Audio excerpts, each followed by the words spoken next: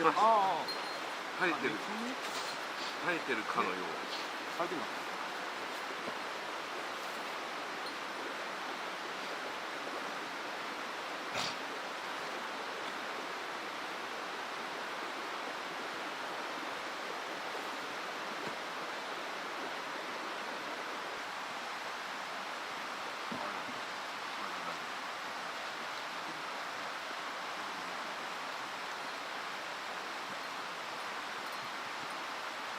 なんでしょう。ちょうど鍋が切れる頃に前に倒しにバターン。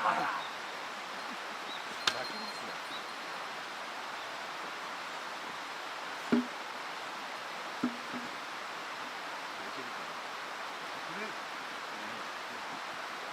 始まったよ。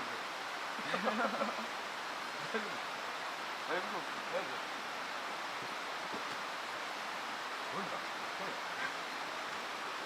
まあ燃えることはないだろうから。そうですね。もうならさすがに。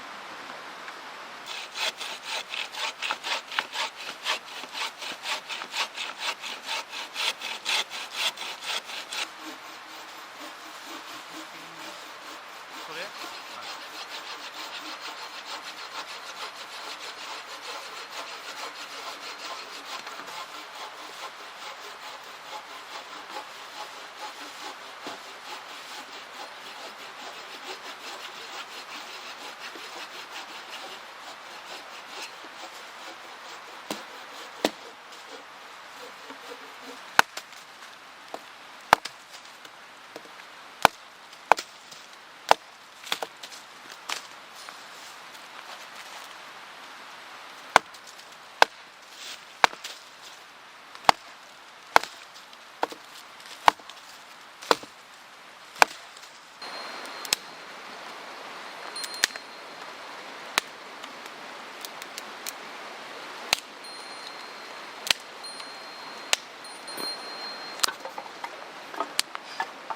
ああ、足りるよね、きっと。あの後切ればいいんだもん。そうですね。最悪。ね。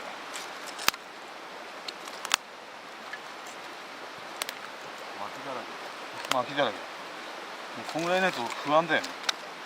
そうですね。嫌になりますよね。ね。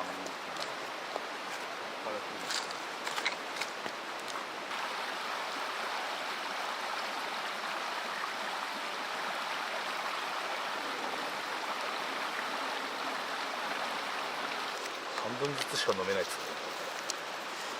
の。俺にはちょうどいいんだよ。あ、はい。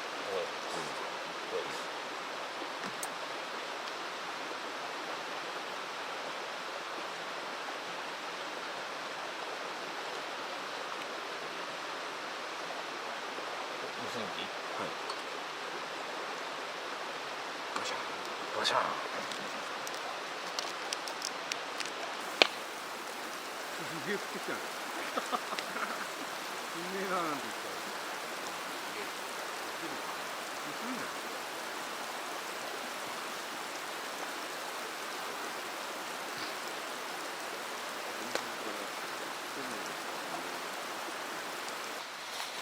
降ってきたな、行ってみましょうや。すげえ降ってきましたね。すげえ降ってきた。よいしょ。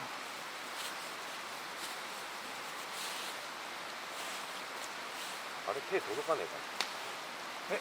手届きます大丈夫？か？あ、大丈夫ですね。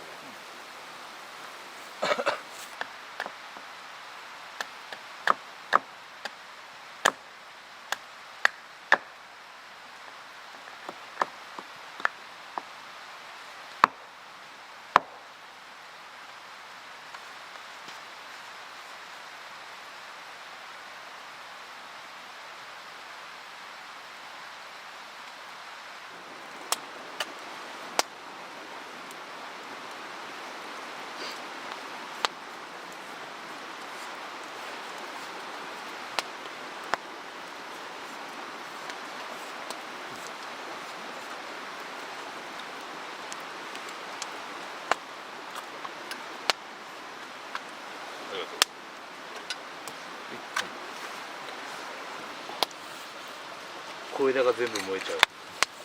離さないと。